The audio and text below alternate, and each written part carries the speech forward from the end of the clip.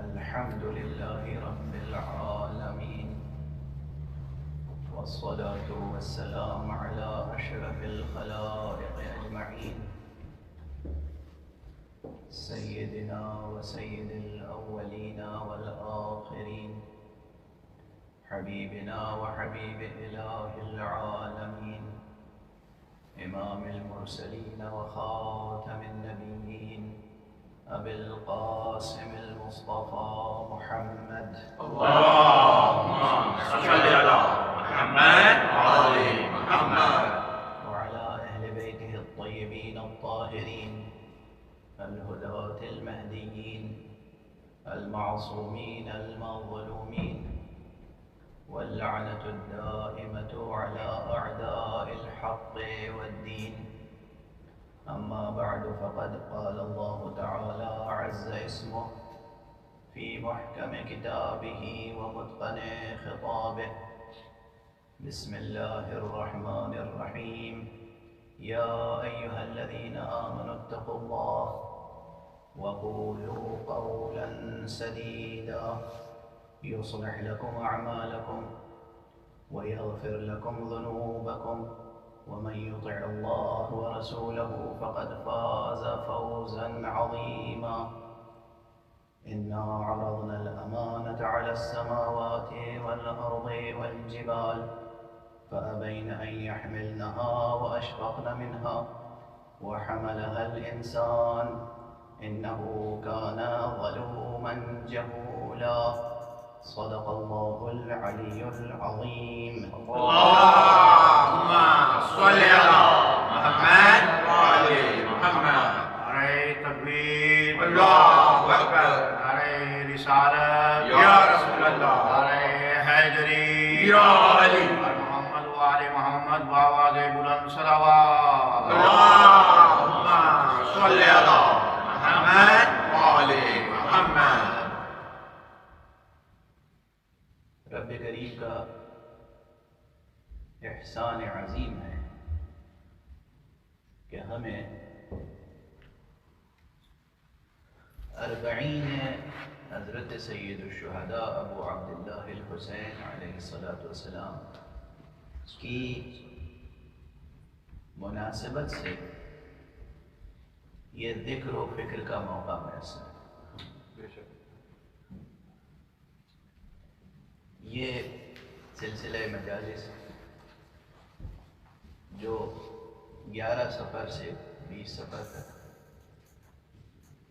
منعقد ہو رہا ہے، یہ تاریخیں بہت ہیں۔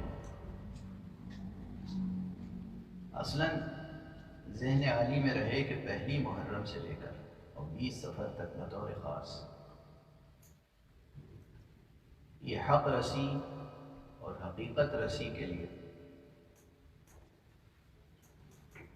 وہ موقع ہے جس میں عاشقان خدا قرب خدا کی ہر کوشش کر سکتے ہیں، اور ان تاریخوں میں اس ظرف زمان میں جو کوششیں ہوں گی یقین ہے کہ بار بار ہوں گی۔ دیکھیے، کچھ مواقع ہوتے ہیں، یہ شب و روز کی تبدیلی کس لیے ہوتی ہے؟ عالم فطرت میں اسی سورج کی روشنی میں کچھ کام ہیں جو انجام پاتے ہیں دن کے وقت، لیکن کچھ ایسے کام ہیں جو انجام پاتے ہیں شب کے وقت۔ تو شب کا آنا بھی ضروری ہے اور دن کا ہونا بھی ضروری ہے، اور اس کی سب سے سامنے کی سائنسی مثال یہ ہرے درختوں کا وجود ہے۔ یہ جو گرین پلانٹس ہیں، ان میں جو فوٹو سنتھیسس کا عمل ہوتا ہے دن اور رات اس کے لیے ضروری ہے۔ سورج کی روشنی بھی ضروری ہے اور رات کی تاریکی بھی ضروری ہے۔ یہ ایک مثال ہے یہ سمجھنے کے لیے کہ یہ شب و روز کی تبدیلی نظام زندگی میں، کون و مکان میں ایک ارتقائی سفر حیات طے کرنے کے لیے ضروری ہے۔ جس طریقے سے رات کے کچھ مخصوص کام ہیں جو رات ہی میں انجام پائیں گے، دن کے کچھ مخصوص کام ہیں جو دن میں انجام پائیں گے، اسی طرح پھر پورے سال میں کچھ حصے ہوتے ہیں زمانی، جو کام رمضان المبارک میں انجام پانے ہیں وہ رمضان المبارک میں انجام پائیں گے۔ وہ تاثیر اور وہ کیفیت اور وہ ثمرات رمضان المبارک کے علاوہ کہیں حاصل نہیں ہو سکتے۔ جو کام ماہ ذی الحجہ میں حاصل ہونے ہیں، کرنے کیے جانے ہیں، اور ان کے جو معنوی اور نورانی اور باطنی ثمرات حاصل ہونے ہیں وہ اسی زمانے میں حاصل ہوں گے، وہ اس کے علاوہ کسی اور زمانے میں حاصل نہیں ہو سکتے۔ اسی طرح جو معنوی ثمرات، جو باطنی ثمرات، جو نوری ثمرات، جو الہی ثمرات، جو ملکوتی ثمرات ان ایام عزائے سید الشہداء میں حاصل ہوتے ہیں، یہ کسی اور حصہ وقت میں حاصل نہیں ہو سکتا۔ خوشنودی محمد و آل محمد صلوات صلی اللہ محمد و آل محمد۔ یعنی اسے آپ ہمارا صرف ایک سماجی اور ثقافتی ورثہ نہ سمجھیں، بلکہ یہ نظام کون و مقام ہے۔ اس وقت کا آنا اور اس میں ہمارا مشغول ذکر و بکا ہونا، یہ اہمیت ہے، یہ اہمیت ہے۔ محرم کے شروع کے 10 دن وہ تو یاد رکھیں آپ کے قرآن مجید نے ان شب و روز کی قسم کھائی، اس بات کو فراموش نہ کریں کہ یہ محرم کے 10 دن شروع کے، پہلی محرم سے لے کر 10 محرم تک، یہ وہ شب و روز ہیں جن کی قسم قرآن مجید میں اللہ نے کھائی۔ یہ قول زیادہ مشہور اور زیادہ معروف غالباً نہیں ہے، لیکن میں یہ چاہتا ہوں کہ یہ قول مشہور ہو، معروف ہو، اور آپ حضرات کے ذہنوں میں راسخ ہو جائے، اور آپ اپنے بچوں کو جہاں بہت سی چیزیں تعلیم دیتے ہیں وہاں یہ تعلیم دیں کہ یہ شب و روز وہ ہیں جن کی اللہ نے قرآن مجید میں قسم کی۔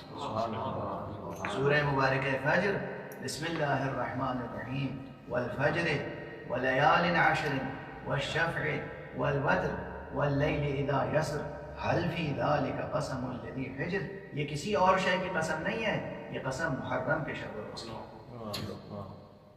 آغاز سورہ میں یعنی مطلع سورہ فجر میں یہ 10 راتوں اور فجر کی قسم، اور اختتام سورہ میں نفس مطمئنہ سے خطاب، نفس مطمئنہ سے خطاب، یا ایتھا النفس المطمئنہ ارجعی الی ربک راضیۃ مرضیہ، اے نفس مطمئنہ اب اس کیفیت میں کہ تو رب سے راضی ہے، تیرا رب تجھ سے راضی ہے۔ سبحان اللہ، صلی اللہ محمد و آل محمد۔ یہ خطاب اور اس کے درمیان جو تلمیحات ہیں، جو تاریخی حوالے ہیں، جو ریفرنسز ہیں، یہ سب مل کر تصدیق کرتے ہیں فرمائش حضرت امام جعفر صادق علیہ السلام۔ اللہم صلی اللہ محمد و آل محمد۔ امام جعفر صادق علیہ السلام نے فرمایا ہے سورہ فجر سورہ حسین ابن علی،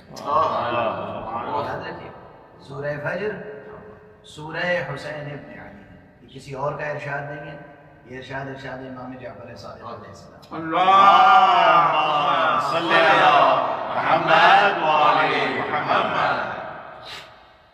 تو یہ بات راسخ ہو جائے، اسے یہ نہ سمجھیں کہ تفسیر کے اقوال میں سے ایک قول یہ ہے، نہیں، دوسرے اقوال شاید اس قول کو چھپانے کے لیے پیش کیے گئے، اور یہ قول اتنا اہم ہے کہ اسے امامیہ علماء نے نہیں بلکہ علماء عامہ میں سے امام اہل سنت والجماعت علامہ فخر الدین رازی نے تفسیر کبیر میں لکھا ہے، اور دوسرے نمبر پر یہ قول لکھا ہے، والفجر ولیال عشر، یہ 10 راتوں اور فجر سے مراد محرم کے شب و روز ہے۔ اگر یہ ایسا قول ہوتا جو ناقابل اعتنا ہوتا، جس کو نظر انداز کیا جا سکتا، جس سے صرف نظر ممکن ہوتا، تو پھر ہرگز وہ اپنی تفسیر میں اسے جگہ نہ دیتے۔ تو حوالہ بھی ذہن عالی میں رہے، اور بھی حوالے ہیں، لیکن یہ ایک حوالہ کم سے کم ذہن میں رہے کہ علامہ اہل سنت امام فخر الدین رازی نے اپنی تفسیر کبیر میں یہ قول نقل فرمایا ہے کہ سورہ فجر کی جو ابتدائی آیتیں ہیں ان سے مراد محرم کے شب و روز۔ دوسری طرف امام صادق علیہ السلام کا ارشاد کہ یہ سورہ حسین ابن علی ہے۔ تو یہ دونوں اقوال اگر جمع کر لیں اور مضمون سورہ کا اگر سامنے رکھیں کہ کیا بات کہی گئی ہے، تو آپ کو اطمینان حاصل ہو جائے گا کہ محرم کے شب و روز وہ شب و روز ہیں جن کی قسم اللہ نے کھائی ہے، اور قسم کھا کر انسانی عقلوں کو بیدار کیا۔ حل فی ذالک قسم الذی حجر، کیا سوچنے والوں کے لیے، کیا عقل رکھنے والوں کے لیے اس میں کوئی سرمایہ فکر نہیں ہے؟ اس فکر کو، اس بات کو، اس نقطے کو اولاً تو خود ذہنوں میں رکھیں اور مستحضر رکھیں، پیش نظر رکھیں، سامنے رکھیں ہمیشہ۔ مطمح نظر آپ کا جو کچھ بھی ہے اس میں یہ موجود ہونا چاہیے، اور پھر دوسروں کو بھی متوجہ کریں۔ پہلے خود پورے وجود کے ساتھ متوجہ ہوں، پھر دوسروں کو متوجہ کریں۔ یہ تو ہوئی بات ابتدا کی، عشرہ محرم، اور پھر عاشور کے بعد یعنی 11 محرم سے لے کر اور 20 صفر تک یہ جو 40 روز ہیں، ان کے متعلق یہ فقیر ایک جملہ عرض کرنا چاہتا ہے، ایک صلوات پڑھیں۔ اللهم صل على محمد وعلى محمد۔ قرآن مجید میں لفظ 40 حضرت موسیٰ علیہ نبینا وعلیہ السلام کے تذکرے میں آیا ہے 2 مقامات پر۔ جناب موسیٰ کے تعلق سے ایک مقام پر کہا گیا کہ وَوَعَدْنَا مُوسَىٰ 30 لَيْلَةً وَأَتْمَمْنَاهَا بِعَشْرٍ فَتَمَّ مِيقَاتُ رَبِّهِ 40 لَيْلَةً۔ ہم نے موسیٰ سے وعدہ کیا 30 راتوں کا۔ وَوَعَدْنَا مُوسَىٰ 30 لَيْلَةً، ہم نے موسیٰ سے 30 راتوں کا وعدہ کیا۔ یہ وعدہ کیا تھا؟ موسیٰ کی کوئی طلب تھی، ادھر سے کچھ عطا ہونا تھا۔ اس عطا کے لیے کوئی ریاضت ضروری تھی موسیٰ کے لیے، اعتکاف ضروری تھا موسیٰ علیہ السلام کے لیے، کچھ اوراد اعمال وظائف ضروری تھے، اپنے پورے وجود کے ساتھ حق کی طرف ہجرت ضروری تھی۔ یوں تو انبیاء کی ہر سانس حق کی طرف ہجرت ہے، مگر کوئی خصوصی اہتمام ہجرت بھی ہوتا ہے۔ چنانچہ جناب موسیٰ سے 30 راتوں کا وعدہ کیا گیا کہ 30 رات اگر تم نے ہماری نظر کر دی تو ہم تمہاری مراد پوری کر دیں گے۔ اس کے بعد پھر اس میں 10 راتوں کا اضافہ ہوا، وَأَتْمَمْنَاهَا بِعَشْرٍ، ہم نے 10 راتوں کا اور اضافہ کیا۔ فَتَمَّ مِيقَاتُ رَبِّهِ 40 لَيْلَةً، اور یوں تمہارے رب کا نصاب، موسیٰ کے رب کا نصاب 40 راتوں کا مکمل ہوا۔ اس کے معنی ہے کہ 40 راتوں کا نصاب یہ نصاب الہی ہے، یہ نصاب الہی ہے۔ 40 اس عدد میں بڑے رموز ہیں، اس عدد میں بڑے رموز ہیں۔ یہاں درمیان میں ٹھہر کے ایک بات اور عرض کر دوں، مثلا ایک مشہور و معروف حدیث ہے پیغمبر صلی اللہ علیہ وآلہ وسلم کی، اللهم صل على محمد وعلى محمد، جس میں ارشاد فرمایا ہے حضرت نے کہ من حفظ من امتی 40 حدیثا بعثہ اللہ یوم القیامت فقیہا، جو ہماری امت میں سے میری احادیث میں سے 40 حدیثیں حفظ کرے، 40 حدیثیں۔ اب یہ عبارت جو میں نے عرض کی یہ ایک عبارت ہے، ورنہ یہ مضمون مختلف عبارتوں میں مختلف کتابوں میں موجود ہے۔ یہ حدیث میں عبارتوں میں اختلاف کیوں واقع ہوتا ہے یہ ایک الگ بحث ہے، آپ چاہیں تو ابھی اشارہ کر دوں بسم اللہ کہ یوں تو بہت قسمیں کھائی جاتی ہیں کہ بڑے اچھے حافظے والے تھے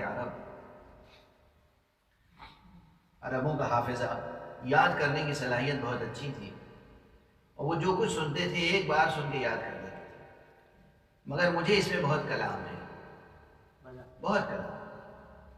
اولاً دست ادب جوڑ کے پوچھنا چاہتا ہوں کہ اگر ایک بار میں سب سن لیتے تھے اور یاد کر لیتے تھے، یاد بھی کر لیتے تھے، تو پھر ہمارے رسول اکرم کے جمعے کے سب خطبے کہاں چلے؟ حضور علیہ السلام نے اپنی حیات طیبہ میں کتنے جمعے کے خطبے ارشاد فرمائے؟ کتنے جمعے کے خطبے ارشاد فرمائے. بھائی مکے میں تو جمعہ نہیں پڑھاتے تھے حضرت، مدینے میں نماز جمعہ شروع. تو مدینے کی زندگی حضرت کی کئے برس کی ہے؟ 10 برس کی تو ہے. 10 برس میں کتنے جمعے آئے؟ ہر مہینے میں 4 جمعے. 10 برس میں کتنے ہوں گے؟ 1 سال میں کتنے ہوں گے؟ اور پھر 10 سال میں کتنے ہوں گے؟ بہت سمپل ارتھمیٹک ہے، آپ حضرات سب کیلکولیٹ کر سکتے ہیں. اتنے خطبے موجود ہیں. کہاں گئے یہ خطبے سرکار کے؟ سنت رسول کی حفاظت کرنے والے جواب دیں. یہ اتنے خطبے حضور کے کہاں گئے؟ اور کیا پوری زندگی سرکار رسالت مآب صلی اللہ علیہ وآلہ وسلم نے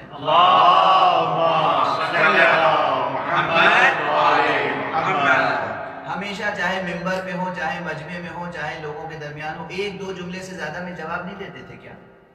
یعنی کبھی کوئی بھرپور 10 منٹ 20 منٹ 40 منٹ 50 منٹ کی کوئی تقریر نہیں کی سرکار نے؟ نہیں کی. اور اگر کی تو وہ تقریریں کہاں ہیں؟ ہمیں کوئی ایک حدیث بھی 2 صفحے کی نہیں ملتی. 1 سطر 2 سطر 1 ٹکڑا 2 ٹکڑا. یہ جملوں میں ٹکڑے ٹکڑے کیسے ہو گئے بیانات پیغمبر؟ یہ تقریر کس نے کی؟ یہ قیچی کس نے چلائی اور کیوں چلائی؟ پوری تقریریں اپنے تمام سیاق و سباق کے ساتھ محفوظ کیوں نہیں رکھی گئی؟ کہاں ہیں؟ حافظوں میں فطور تھا یا دلوں میں فطور تھا؟ اور میں یہ سمجھتا ہوں کہ حافظوں میں بھی فطور تھا اور دلوں میں بھی. ایک صلوات پڑھ دیجئے محمد صلی اللہ محمد محمد. یہ تاریخ ہے. میں تو سوال کر رہا ہوں، طالب علم ہوں، مجھے آج سرکار ختمی مرتبہ صلی اللہ علیہ وآلہ وسلم صلی اللہ محمد وآلہ محمد کی تقریریں چاہیے. آپ کی سنت چاہیے مجھے، آپ کی سیرت چاہیے مجھے. سنت و سیرت میں سب سے پہلے کس چیز کی طرف جاؤں گا میں؟ تعلیمات. آپ نے کیا سکھایا؟ کوشش میری ہوگی آپ کے دہن مبارک سے جو الفاظ نکلے بعین ہی وہ الفاظ مجھے مل جائیں. قدر و قیمت تو ان الفاظ کی ہے نا، قدر و قیمت تو ان الفاظ کی. وہ جو دہن مبارک معصوم سے، دہن مبارک مصطفیٰ سے، دہن مبارک حبیب کبریا سے جو الفاظ نکلے جو کہ تو محفوظ ہیں تو کہاں ہیں؟ کتنے ہیں تو کہاں ہیں اور کتنے؟ ظاہر یہ بڑا موضوع ہے، چھوٹا موضوع نہیں ہے، آپ سمجھیں. لیکن پہلا سوال میں خطبات سے جو شروع کر رہا ہوں اس میں سب سے پہلے قدر متیقن مسلم امر یہ تو ہے کہ آپ جمعہ پڑھاتے تھے، رسول اکرم جمعہ پڑھاتے تھے، نماز جمعہ میں خطبے ارشاد فرماتے تھے. وہ خطبے محفوظ کیوں نہیں ہیں اور تاریخ وار کیوں نہیں محفوظ ہیں؟ چند خطبوں کے چند جملے محفوظ ہیں صرف. کیوں؟ اس کا ایک جواب تو مجھ سے پہلے آگے بڑھ کے قرآن دے دے گا جو سورہ مبارکہ جمعہ میں موجود ہے کہ لوگ تو ایسے تھے کہ رسول جمعہ پڑھاتے تھے اور لوگ مسجد میں رسول کو تنہا چھوڑ کر کھیل تماشا دیکھنے کے لیے چلے جایا کرتے. یہ میں تو نہیں عرض کر رہا ہوں، یہ میرا ظن و گمان و تخمینہ تو نہیں ہے، یہ میں نے کسی ضعیف روایت یا کسی کمزور تاریخ سے حوالہ تو نہیں دیا، یہ تو قرآن مجید سامنے ہے. وَإِذَا رَأَوْا تِجَارَةً أَوْ لَهْوًا انفضوا إِلَيْهَا وَتَرَكُوكَ قَائِمًا. یہ جب کوئی دیکھتے تھے کہ کاروان تجارت آ گیا ہے یا کھیل تماشا، حد ہے، کاروان تجارت تو ایک بات ہوئی، کھیل تماشا او لہوا انفضوا إِلَيْهَا وَتَرَكُوكَ قَائِمًا، آپ کو تنہا چھوڑ کر چلے جاتے تھے. اور یہ 1-2 بار نہیں ہوا، برابر ہوتا تھا. اتنی بار ہوا کہ پروردگار کو اس کا تذکرہ کرنا پڑا، اور اتنی بار ہوا کہ پیغمبر اکرم صلی اللہ علیہ وآلہ وسلم کو ارشاد فرمانا پڑا. ایک مرتبہ جب صرف 8 افراد یا 7 افراد رہ گئے تھے اور باقی پوری مسجد خالی ہو گئی تو آپ نے فرمایا اگر یہ بھی باقی نہ رہ جاتے تو آج مدینے پر آگ برستی. اگر یہ افراد جو میرے ساتھ باقی رہ گئے یہ بھی باقی نہ رہ جاتے تو مدینے پر آگ برستی. محفوظ ہے یہ جو تو گزارش ہے کہ جو کچھ محفوظ ہے، جن محدثین نے، جن سیرت نگاروں نے، جن علماء نے جو کچھ محفوظ کر لیا، ہم ان کی روحوں کو ہمارا سلام، دل و جان سے خراج عقیدت ہم پیش کرتے ہیں، خراج تحسین پیش کرتے ہیں. لیکن جو جمع کر لیا، جنہوں نے جمع کیا، بس اب میں کچھ کہنا چاہ رہا ہوں، جنہوں نے جمع کیا اگر ہم انہیں سلام کریں گے اور ان کے حق میں دعائیں کریں گے، تو جنہوں نے رسول کے مجموعہ حدیث کو جلایا ہم ان پہ لعن بھی کریں گے. صلوات پڑھتے ہیں محمد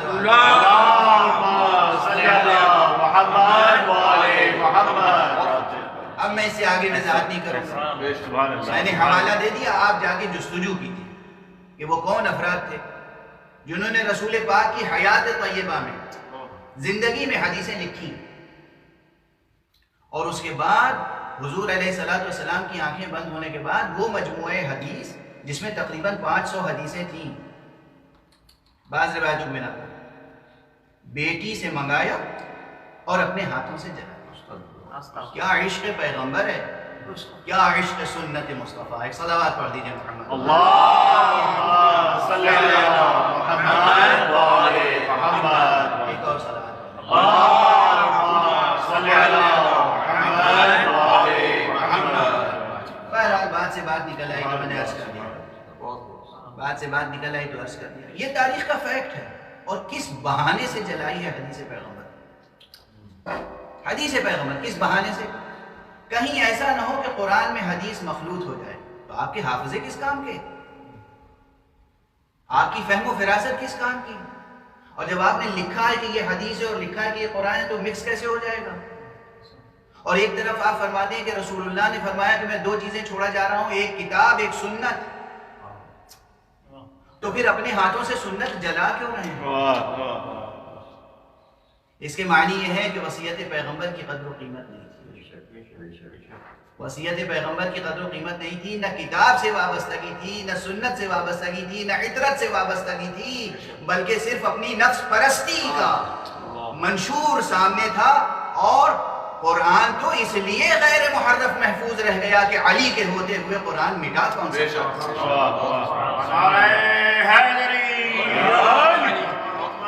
محمد باواز بلند صلوات.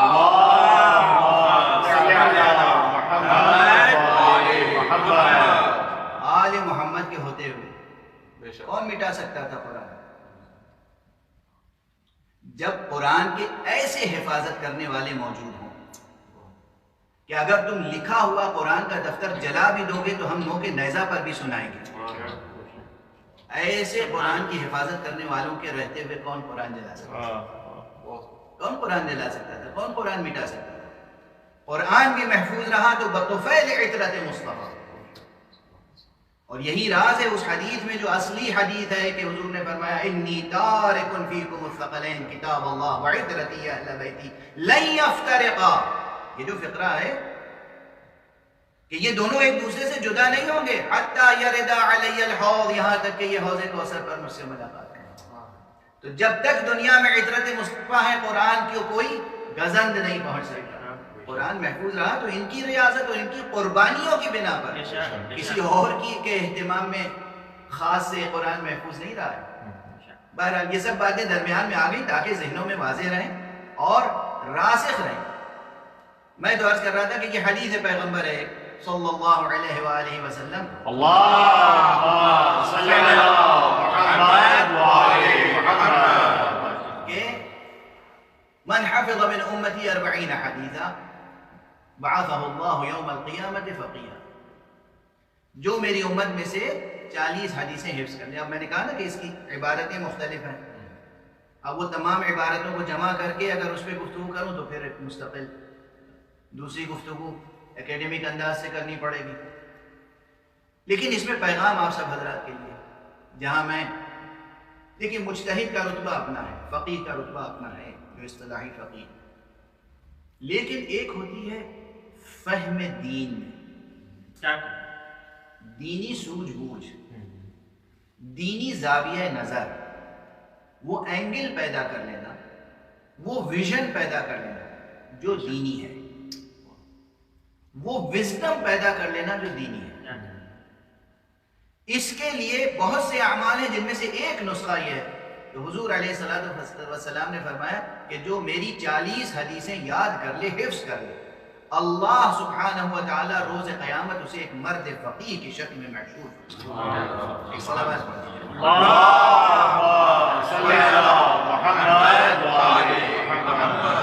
یہ سب پیغامات ہیں ایک کے بعد ایک، یاد رکھیے گا۔ عشر محرم کی اہمیت، 40 کی اہمیت، اور یہ 40 حدیثہ آج سے یہ عہد کر کے اٹھیے کہ 40 حضور اکرم صلی اللہ علیہ وآلہ وسلم کی 40 ایسی حدیثیں یاد کیجیے گا جس پر یقین ہو کہ یہ حضور نے فرمایا۔ اس کا انعام یہ ملے گا آخرت میں کہ آپ کو ایک رجل فقیہ کی شکل میں خداوند عالم مبعوث فرمائے۔ اور اب اگر ہدیے کے طور پر آپ پوچھیں مجھ سے کہ وہ کون سی حدیثیں ہیں کہ جس پر یقین ہے کہ رسول اکرم کے دہان مبارک سے وہ حدیثیں نکلی ہیں، تو اس میں سب سے پہلے وہی حدیث آئے گی کہ جس کا متن ہے من کنت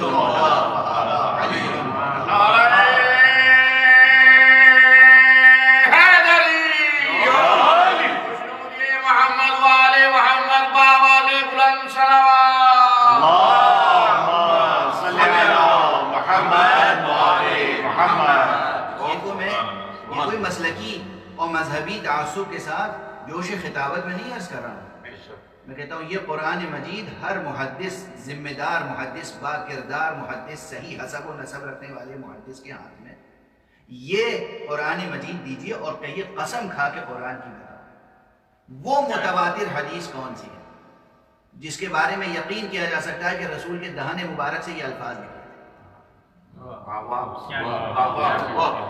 دیکھیے حدیث کی قسمیں ہیں نا، حدیث کی ایک قسم ہے جسے کہتے ہیں حدیث احاد۔ احاد کیا ہے؟ احاد وہ ہے کہ جس حدیث کا راوی ایک صحابی ہو، صرف ایک شخص ہو کہنے والا کہ میں نے حضور سے یہ سنا، اچھا وہ احاد ہے۔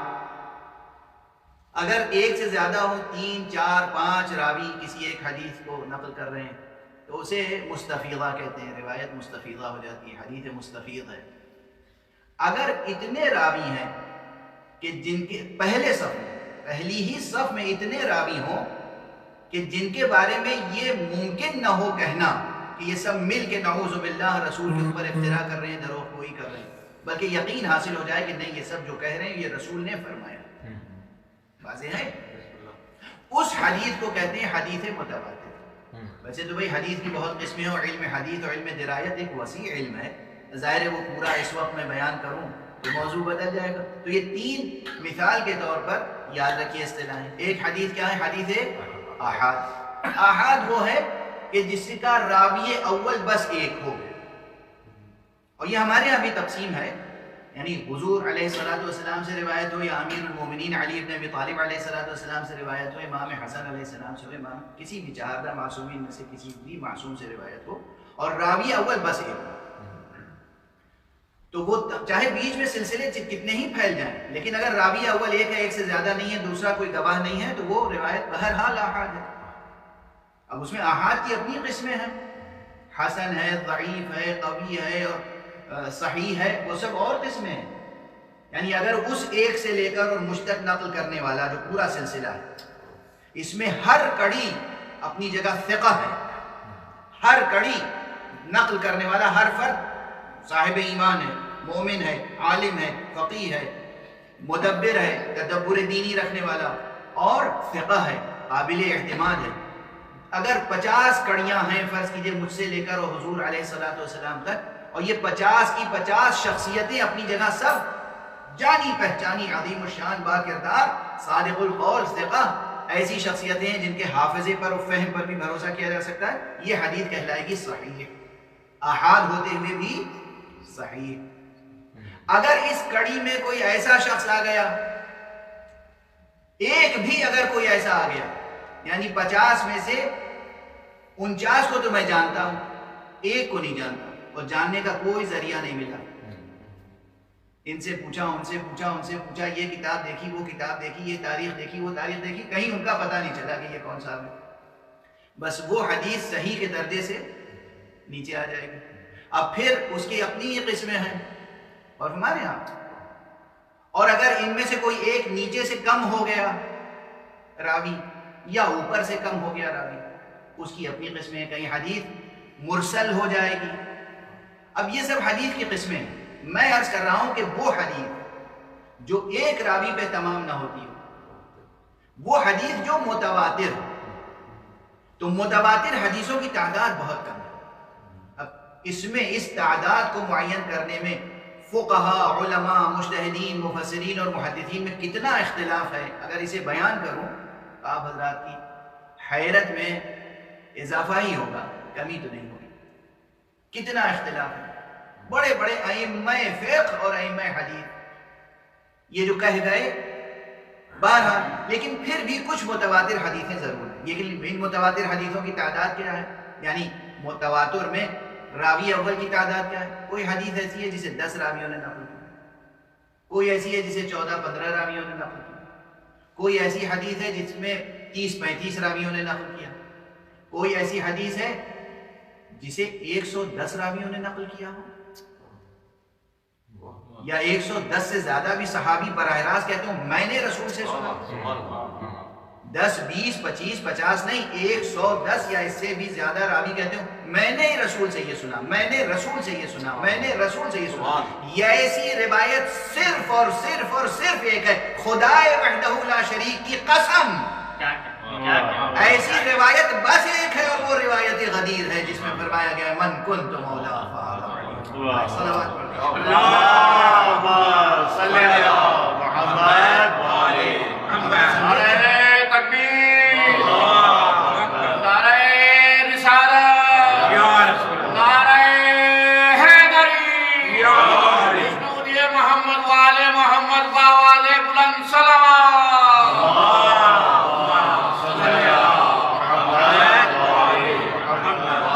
اب آپ یہ سمجھیں کہ ہماری اکثر مجلسوں میں گھوم پھر کے بعد اسی فقرے پہ کیوں آتی ہے؟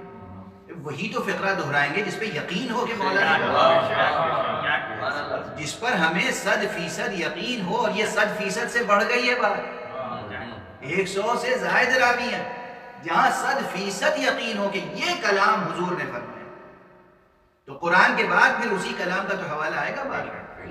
اگر آپ کو یہ شرف حاصل کرنا کہ قیامت کے روز آپ فقیہ محشور ہوں، یعنی دیندار اور دین کا شعور رکھنے والے، دینی وزڈم رکھنے والے، ڈیوائن وزڈم رکھنے والے، تو پھر آپ کو قرآن مجید کے بعد سب سے پہلے جو حدیث یاد رکھنی ہوگی وہ حدیث من کنت مولا. اس حدیث سے غفلت برتنے والا کچھ بھی ہو سکتا ہے، نہ خدا کا وفادار ہو سکتا ہے نہ رسول کا وفادار. ملتے رہے غدیر میں کچھ بد نصیب ہاتھ، ملتے رہے غدیر میں کچھ بد نصیب ہاتھ، مولا کا ہاتھ دیکھ کے مولا کے ہاتھ میں نعرہ حیدری. بہرحال تو یہ تو لفظ 40 کے تعلق سے بات تھی، اور ایک میسج اور چلا گیا آپ تک کہ 40 حدیث، یہ 40 حدیثیں کچھ عہد کر کے اٹھیے گا کہ آج سے ایک حدیث کم سے کم روز یاد کریں تو 40 حدیثیں یاد ہو جائیں گی بہت آسانی سے. اگر ہر ہفتے میں ایک حدیث یاد کریں گے تب بھی یاد ہو جائے گی.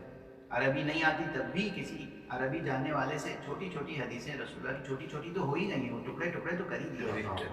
خود خطبہ غدیر کیا ایک جملے کا تھا، خطبہ غدیر کا ایک جملے کا تھا. یعنی آپ تصور کیجئے کہ حضور علیہ السلام کو اللہ نے روکا، جبرائیل نے کہا یہاں اعلان کر دیجئے، اور آپ ٹھہرے، میدان صاف کرایا، ممبر نصب کرایا، نماز جماعت کے لیے سب کو جمع کیا، جو آگے بڑھ گئے تھے انہیں پیچھے بلایا، جو پیچھے رہ گئے تھے ان کا انتظار کیا، اس کے بعد ممبر بنایا، ممبر پر تشریف لے گئے، تو بس ایک جملہ بس ایک جملہ. خدا کی قسم حضور علیہ السلام کی حیات طیبہ کے طویل ترین خطبات میں سے ایک خطبہ ہے خطبہ غدیر، جسے ہمارے محدث عظیم الشان علامہ طبرسی نے کتاب احتجاج میں تقریباً 10-12 صفحات میں نقل کیا. یہ طویل ترین خطبہ کس کو پورا خطبہ یاد ہے؟ چند فقرے، لیکن خدا کی قسم وہ فقرے ضرور یاد رہ گئے جو جانے سخن تھے، جو جانے سخن. اکثر محدثین اور روات نے یہ نقل کیا کہ آپ نے فرمایا من کنت مولا فہذا علی مولا اللہم والی من والا وعاد من والا. پروردگار اس کو دوست رکھنا جو علی کو دوست رکھے، پروردگار تو اس کا دشمن ہو جا جو علی کا دشمن.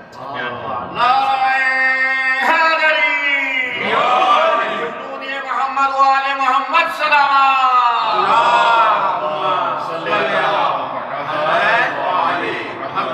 بہرحال ایک یہ 40 کے مناسبت سے، لفظ 40 کی مناسبت سے آج تو باتیں زبان پر آتی چلی جا رہی ہیں، گویا تمہیدی مطالب، لیکن یہ تمہیدی مطالب آپ کے لیے نصاب عمل ہیں.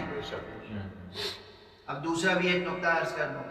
حضور علیہ الصلوۃ والسلام کا ایک اور ارشاد ہے، فرمایا من اخلص للہ 40 صباحا، جو اللہ سبحانہ و تعالیٰ کے لیے اپنی زندگی کی 40 صبحیں وقف کرے خلوص کے ساتھ.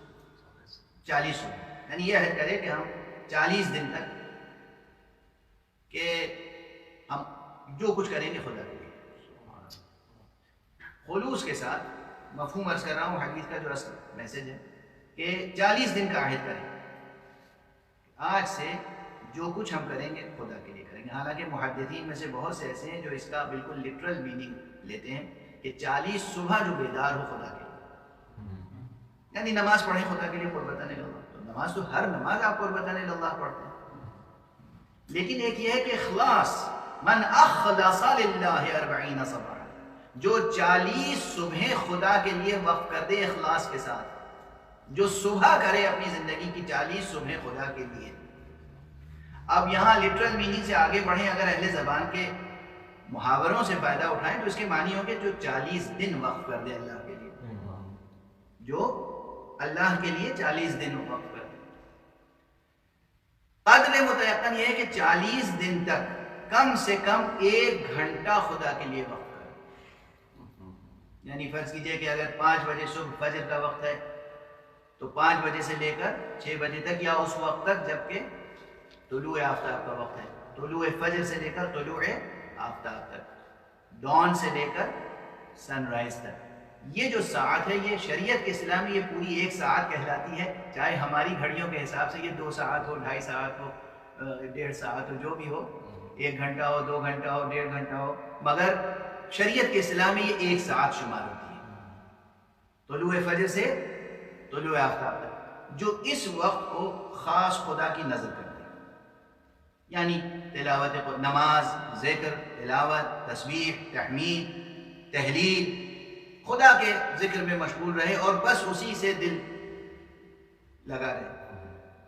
تو اس کا انعام کیا ہوگا؟ ارشاد ہے کہ پروردگار اس کے دل سے حکمت کے چشمے جاری کہ اس کی زبان سے جاری. تو 2 حدیثیں آپ کی نظر کی میں نے، ایک یہ کہ جو 40 حدیثوں کو یاد کر رکھے، حفظ کر لے، محفوظ رکھے، وہ روز محشر فقیہ محشور ہوگا. ایک یہ حدیث کہ جو 40 صبحیں نظر مولائے حقیقی کر دے، دل اس کا منبع حکمت ہو جائے گا، چشمے جاری ہوں گے دل سے اور زبان سے حکمت کے. جب یہ 40 عدد کا ایک مفہوم آپ کے ذہن میں واضح ہو گیا تو اب گفتگو آگے بڑھاؤں کہ جناب موسیٰ علیہ السلام کے تذکرے میں خدا نے کیا کہا؟ وَوَاعَدْنَا مُوسَىٰ 30 لَيْلَةً وَأَتْمَمْنَاهَا بِعَشْرٍ فَتَمَّ مِيقَاتُ رَبِّهِ 40 لَيْلَةً. ہم نے 30 راتوں کا وعدہ کیا، پھر 10 راتوں کا اضافہ کیا تاکہ رب موسیٰ کا نصاب مکمل ہو جائے.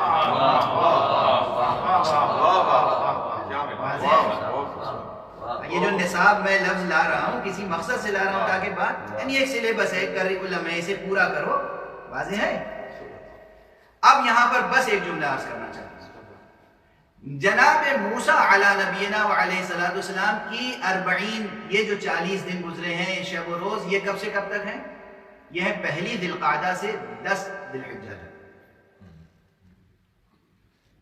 چنانچہ قول یہی ہے، وہ سورہ فجر کی تفسیر میں کہ 1 ذی الحجہ سے 10 ذی الحجہ تک مراد ہے، اور ایک قول یہ ہے کہ ذی القعدہ کے 10 روز مراد ہیں، اور ایک قول یہ ہے کہ وہ رمضان المبارک کی 10 راتیں آخر کی مراد ہیں. یہ اقوال ہے، مگر جو قول مختار تھا میں عرض کر چکا کہ اس سے محرم کی راتوں کے علاوہ، شب و روز کے علاوہ اور کوئی مراد نہیں ہے فی الواقع.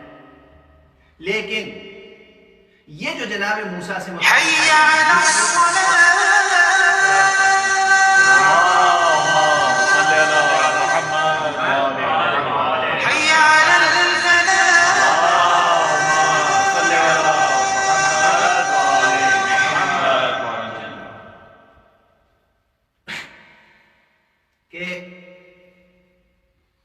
جناب موسیٰ کے لیے وہ 40 تو مخصوص تھی. اب بھی یہ بھی ایک تحفہ ہے. جو لوگ اہل ہمت ہیں، جو لوگ ارباب ہمم کہلاتے ہیں، اہل دل، اہل ہمت، یعنی اللہ کی طرف قدم اٹھانے کا عزم ہے جنہیں، ان کے لیے اب بھی پہلی ذی القعدہ سے اور 10 ذی الحجہ تک خاص اعمال بتائے گئے ہیں کہ اگر ان شب و روز میں یہ اعمال بجا لائیں تو اللہ سبحانہ و تعالیٰ کی طرف معرفت کے اور قرب کے اور وصال کے دروازے کھلتے ہیں. یہ ابھی یہ تاثیر ہے ان شب و روز میں. لیکن ایک بات عرض کروں دست ادب جو ہے، اور یہ جملہ بہت سوچ سمجھ کے عرض کر رہا ہوں، فکری اعتبار سے بھی عملی اعتبار سے بھی. حقیقت تو یہ ہے کہ پہلی ذی القعدہ سے 10 ذی الحجہ تک یہ وہ 40 کا زمانہ ہے جس میں ایک موسیٰ جیسا اولو العزم پیغمبر نصاب الہی کو مکمل کر کے اپنے منزل مقصود تک پہنچا. لیکن 11 محرم سے 20 صفر تک وہ 40 حسینی ہے جس میں نہ جانے کتنے ہزار لوگ منزل مقصود تک پہنچتے. وہاں ایک موسیٰ منزل مقصود تک پہنچے. لیکن خدا کی قسم، موسیٰ کی قسم، ہارون کی قسم، آدم سے لے کر خاتم تک تمام انبیاء کی قسم، یہ 40 حسینی اس کی اہمیت اسی لیے، اس کی تاثیر یہ ہے کہ نہ جانے کتنے عاشقان خدا منزل مقصود تک پہنچتے ہیں. وَالطُفَيْلِ ذِكْرِ حسین. سایہ پرچم حسینی میں، سایہ پرچم عباس میں، ان ایام یہ جو 40 حسینی ہے، تو یقیناً پھر عرض کروں گا کہ پروردگار آپ حضرات کی توفیقات میں اضافہ فرمائے. جو حضرات جہاں جہاں بھی اہتمام کر رہے ہیں ان ایام میں شمع ذکر امام مظلوم روشن کیے ہوئے ہیں، ان ایام میں جو لوگ صفیں روشن کر رہے ہیں، صف عزا روشن کر رہے ہیں، پروردگار ان کے مستقبل کو روشن کر رہا ہے. یہ 40 حسینی غیر معمولی ہے. بعض حضرات یہ اس لیے بھی تاکیداً عرض کر رہا ہوں کہ اس وقت افسوس یہ ہے کہ ہمارے حلقوں میں سے، ظاہر وہ ہمارے حلقے کے تو نہیں کہلا سکتے مگر بظاہر وہ ہمارے حلقوں میں ہیں جو زیارت 40 کی اہمیت کو کم کرنا چاہ رہے ہیں اور جو ان ایام عزا کی اہمیت کو کم کرنا چاہ رہے ہیں یا کم رنگ کرنا چاہ رہے ہیں. خدا کی قسم، خدا کرے مٹ جائیں ان کے نقش زندگی جو اس ایام عزا کو کم رنگ کرنا چاہتے ہیں. یعنی صبح معمولی، یہ معمولی شب و روز نہیں، غیر معمولی شب و روز ہے. پروردگار آپ حضرات کی توفیقات میں اضافہ فرمائے.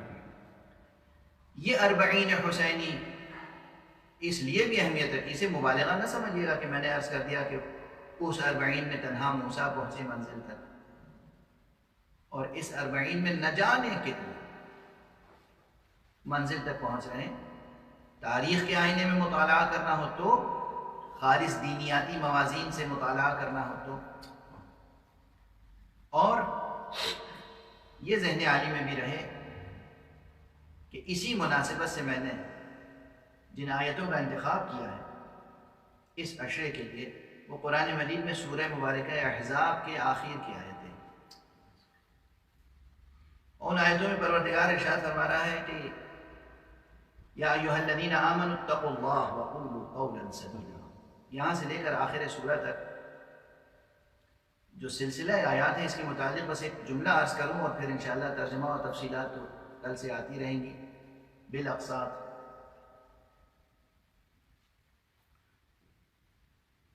ایک صلوات پڑھتے ہیں. اللهم صل على محمد وعلى محمد.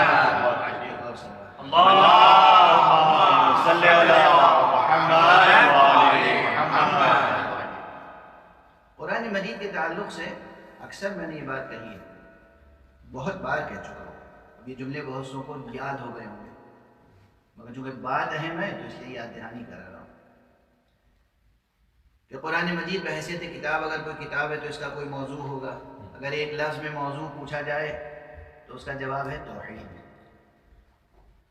اور اس کتاب کا جو عملی پیغام ہے، اگر ایک لفظ میں پوچھا جائے کہ عملی پیغام کیا ہے تو اس کا نام ہے تقویٰ. اور تیسرا یہ ہے کہ اس کتاب کا کوئی نظام ہے جو انٹروڈیوس کیا ہے اس کتاب نے، تو اس نظام کا نام ہے ولایت. تو یہ 3 الفاظ یاد رکھیں قرآن کی تعلیم سے. قرآن اگر موضوع ہے، اگر ایک کتاب ہے تو اس کا موضوع سبجیکٹ ایک لفظ میں توحید حق صمد. پوری کتاب از اول تا آخر اس کا موضوع بنیادی صلب موضوع ایک ہے، وہ ہے توحید. پیغام کیا ہے؟ عملی اعتبار سے احکامات تو بہت ہیں، لیکن وہ احکامات سینکڑوں ہیں، ہزاروں ہیں، لیکن ان تمام احکامات کو پیش نظر رکھ کر ایک لفظ میں اگر انٹروڈیوس کرنا ہو تو وہ لفظ تقویٰ ہے. اور نظام کے اعتبار سے اگر نظام کو انٹروڈیوس کرنا ہو تو اس کا عنوان، اس کا سرنامہ لفظ ولایت ہے. یہ چیزیں آپ حضرات کے ذہنوں میں رہنی چاہیے.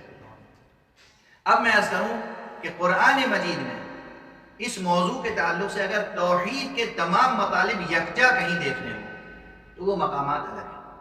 مثلا آیت الکرسی، مثلا سورہ مبارکہ حدید کی ابتدا کی آیت ہے، مثلا سورہ نور کی آیت نور، مثلا سورہ توحید، سورہ اخلاص. یہ وہ مقامات ہیں کہ جہاں خاص توحید سے متعلق مطالب کو یکجا طور پر بیان کیا. اسی طرح نظام ولایت کے تعلق سے پورا قرآن میں نظام ولایت پر روشنی ڈالی گئی ہے، لیکن یکجا طور پر نظام ولایت پر جہاں جہاں گفتگو ہوئی ہے ان میں سے ایک سورہ مائدہ ہے. اسی طرح اگر یہ تلاش کیا جائے کہ یکجا طور پر کلی عنوان سے نظام عمل قرآن مجید کے عملی پیغام کو یکجا جہاں جہاں پیش کیا گیا ہے، جامع ترین الفاظ، ان میں سے ایک مقام یہ ہے جو میں نے تلاوت کیا. یا ایھا الذین آمنوا اتقوا اللہ وقولوا قولا سدیدا یصلح لکم اعمالکم ویغفر لکم ذنوبکم ومن یطع اللہ ورسولہ فقد فاز فوزا عظیما. انا عرضنا الامانة على السماوات والارض والجبال فابین ان يحملنها واشفقن منها وحملها الانسان انه كان ظلوما جہولا. یہ وہ مقام ہے پورے قرآن مجید میں، ان چند مقامات میں سے ایک ہے جہاں قرآن مجید کے عملی پیغام کو جامع ترین و مؤثر ترین الفاظ میں پیش کیا گیا. ایک صلوات پڑھ دیجیے محمد صلی اللہ محمد وعلی محمد. میرا خیال ہے کہ آج کی گفتگو میں اتنا اشارہ کافی ہے، اور اس آیت کو سمجھنے کے لیے اور اس آیت کی روشنی میں موضوع پر گفتگو کرنے کے لیے آپ کا ذہن بھی آمادہ رہے اور میرا ذہن بھی حاضر رہے کہ اس آیت میں عملی پیغام ہے. اور یاد رکھیے کہ عملی جو نصاب ہوتا ہے، جو عملی منصوبہ ہوتا ہے، یہ ایک طرف نظریے سے جڑا ہوتا ہے اور ایک طرف نظام سے. نظریہ آتا اس لیے ہے کہ نظام قائم ہو. نظام قائم ہی نہیں ہو سکتا جب تک عمل نہ ہو. اور مانے نا، تو نظریہ، نظام اور عمل یہ ساتھ ساتھ ہیں، متحد ہیں. صرف ایکیڈمک نقطہ نظر سے، تعلیمی نقطہ نظر سے، تربیتی نقطہ نظر سے تحلیل و تجزیہ کرنے کے لیے یہ عناوین الگ الگ مشخص کیے جاتے ہیں.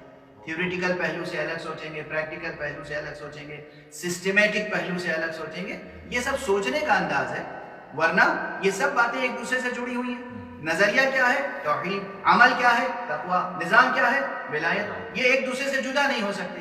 اسی لیے اس حدیث معصوم میں ہے، جو حدیث مشہور و معروف ہے اور حدیث سلسلۃ الذہب کہلاتی ہے، جہاں اس حدیث میں ایک کے بعد ایک معصوم نقل کرنے والے ہیں. وہاں ایک جگہ فرمایا گیا کلمۃ لا الہ الا اللہ حصنی، کلمہ لا الہ الا اللہ میرا قلعہ ہے، جو اس میں داخل ہو گیا وہ میرے عذاب سے محفوظ ہو گیا. دوسرے مقام پر اسی سلسلے سے کہا گیا ولایت علی ابن ابی طالب حصنی، ولایت علی ابن ابی طالب میرا مضبوط قلعہ ہے، جو اس میں داخل ہو گیا وہ میرے عذاب سے محفوظ ہو گیا. نعرہ حیدری محمد وآل محمد باواز بلند صلوات.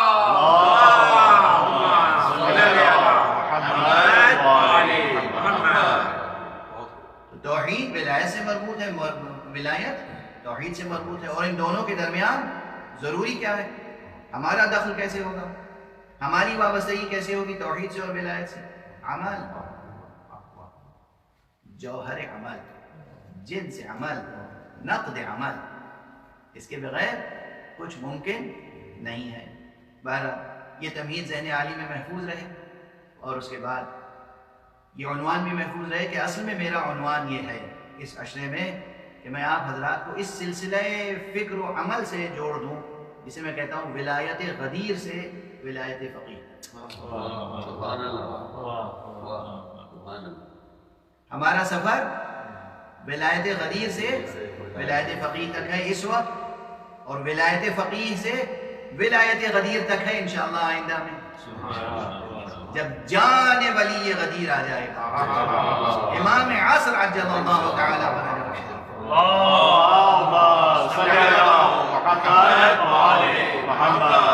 بھائی غدیر سے جو میراث ملی ہمیں، من کنت مولا فہذا علی مولا سے جو میراث ملی وہ ہمارے امانتدار فقہا کے ہاتھوں سے محفوظ ہے، اور انہی امانتدار فقہا کے ہاتھوں سے جو امانت ہمیں ملے گی، اسی امانت کو لے کر ہم ولی آخر حضرت حجت عجل اللہ تعالی فرجہ الشریف کی بارگاہ میں باریاب ہونے کے لائق ہو سکیں گے۔ تو اس لیے ہمارا سفر تو اب اسے اب دیکھیے، آپ کہیں گے یہ خطیبانہ لفظیں ہیں، ہمارا سفر تو حق سے حق تک ہے، ہمارا سفر تو خدا سے خدا تک ہے، ہمارا سفر تو نبی سے نبی تک ہے، ہمارا سفر تو غدیر سے غدیر تک ہے، ہمارا سفر ہے غدیر سے غدیر تک، اور غدیر سے غدیر تک سفر کے معنی ہے کہ سفر ہے نبی سے نبی تک، اور نبی سے نبی تک سفر کے معنی یہ ہے کہ ہمارا سفر ہے خدا سے خدا تک، خدا سے خدا تک سفر کے معنی ہے کہ ہمارا سفر حیات، سفر وجود ہے حق سے حق تک، مگر اس سفر میں سے اور تک درمیان میں ہے نا، یعنی یہ اس عالم زمان و مکان میں رہنے کی مجبوری یہ ہے کہ ہمیں ایک سفر طے کرنا ہے، ایک مکان طے کرنا ہے، ایک مسافت طے کرنی ہے، ایک زمان کو طے کرنا ہے، اور یہ جو طے کرنا ہے وہ غیر معصوم کی غیر موجودگی میں ان فقہا کی سرپرستی میں طے کرنا ہے کہ جو معصوم کے کلام اور پیام کے امانت دار ہیں۔ ایک صلوات پڑھ دیجئے محمد اللہم صلی علی محمد وعلی محمد۔ بس آج کی گفتگو روک رہا ہوں، یہ پیغام، یہ پیام معصوم کا، یہ پیام یوں ہی نہیں پہنچایا ہم تک، بڑی مصیبتوں کو جھیل کر پہنچایا گیا، امام معصوم کا پیام، اور اس پیام کو پہچانے میں مردوں کا بھی ہاتھ ہے اور خواتین کا بھی ہاتھ ہے۔ میں کوشش کروں گا کہ آج سے روزانہ مصائب میں بھی تذکرہ ایسا ہو کہ جہاں مردوں کی قربانیاں بھی ذکر کی جائیں اور خواتین کی قربانیاں بھی ذکر کی جائیں، اور اس میں خانوادہ اہل بیت سے جو باہر جو ان کے موالی ہیں، جو ان کے غلام ہیں، جو ان کے کنیز ہیں، ان کی قربانیوں کا بھی تذکرہ کیا جائے تاکہ ہمارے سامعین کچھ ہمت پیدا کر سکیں، حوصلہ پیدا کر سکیں کہ ہم بھی کچھ کر سکتے ہیں۔ مایوس ہونے کی بات نہیں ہے، لیکن سب سے پہلے یہ سلسلہ جہاں سے شروع ہوگا، سب سے پہلے نگاہیں جا کے ٹھہر جاتی ہیں زینب کیا قربانی تھی بیوی، کیا قربانی تھی بیوی کی، کیا مصیبتیں برداشت، خود امام کو کس طرح محفوظ رکھا ہے۔ آپ ذرا تصور فرمائیں، ایک روز میں، ایک دن میں، چند ساعتوں کے درمیان، بلکہ میں عرض کروں ایک ساعت میں جو عصر عاشور کی ساعت تھی، ایک بار بی بی زینب اس نشیب میں جاتی جہاں آقا امام حسین کا سر جدا کیا گیا، بلکہ کون اپنے دل کو سنبھال سکتا ہے اور اس تصور کو تھوڑی دیر بھی اپنے ذہن میں قائم رکھ کر صبر کر سکتا ہے کہ زینب جیسی بہن کھڑی ہے اور نگاہوں کے سامنے حسین کا گلا کاٹا جا رہا ہے،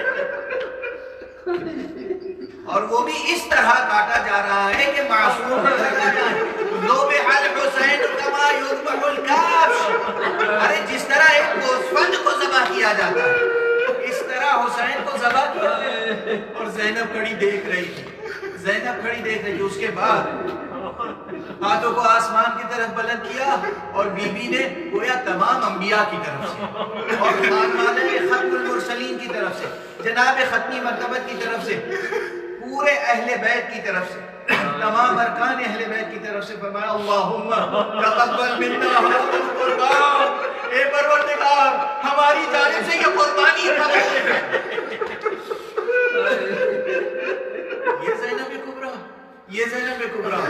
اور اس کے بعد پھر ادھر پلٹ کے دیکھتی ہیں، ادھر دیکھتی ہیں کہ رسول کا نواسہ ذبح ہوا، ادھر پلٹتی ہیں تو دیکھتی ہیں خیموں سے شعلے بلند ہیں۔ اب بی بی دوڑ کے گئی اور بچوں کو جمع کر رہی ہے، بیویوں کو جمع کر رہی ہے۔ جب اس خیمے میں آ گئی جہاں سید سجاد تھے، اور پھر اس خیمے میں بھی شعلے بھڑکنے لگے، دشمنوں نے آگ لگا دی، سب کو لے کر باہر نکلی، مگر یوں ہی نہیں، امام سے اذن لے کر۔ یہ ہے امانت داری۔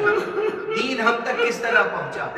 حکم امام، پابندی حکم امام، پابندی حکم امام۔ یہ جو آپ برابر ذاکروں سے سماعت فرماتے ہیں، یہ بے اساس بات ہے کہ آپ کے لیے روزمرہ کی زندگی میں فکر نہیں فرماتے کہ ہم کوئی عمل کتنے ہی سخت حالات کیوں ہوں مگر حکم شارع اور اذن شارع کے بغیر انجام نہ دیں۔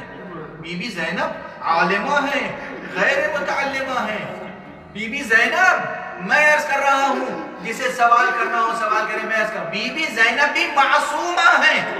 میں تو بی بی زینب کو معصومہ کربلا کہتا ہوں، جیسے آپ بی بی جناب معصومہ قوم کو معصومہ قوم کہتے ہیں، ویسے ہی میں جناب زینب کو معصومہ کربلا کہتا ہوں۔ معصومہ کربلا زینب ہے، اور معصومہ شام تو وہ بچی ہے، آقا حسین کی وہ بچی جو شام کے زندان میں بابا اجرکم علی اللہ، اجرکم علی اللہ، اجرکم علی اللہ۔ یہ معصومہ کربلا جناب زینب ہے، یہ معصومہ کربلا جناب زینب ہے۔ ادھر دیکھ رہی ہے بھائی کا گلا سب کاٹا جا رہا ہے، ادھر دیکھ رہی ہے خیموں میں آگ لگی ہے، اور سب کو بچانا ہے۔ عالمہ ہیں، معصومہ ہیں، علی کی بیٹی ہیں، مگر جناب سید سجاد سے پوچھئے، بیٹا سجاد خیام میں آگ لگ چکی ہے، بتاؤ میں لمبے سر پر رہنا بچوں عورتوں کو لے کر خیمے سے نکل جائیں یا اسی خیمے میں جل کر مر جائیں؟ اللہ اکبر۔ بس آخری منظر آپ کے ذہنوں میں یقیناً ہوگا، مگر جملہ عرض کر کے ختم کروں۔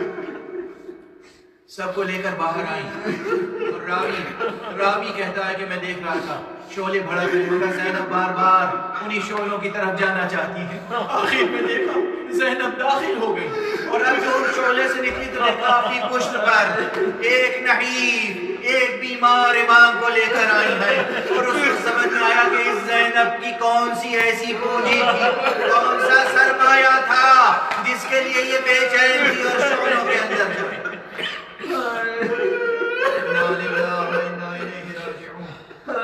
بقضائه وتسليما لأمره۔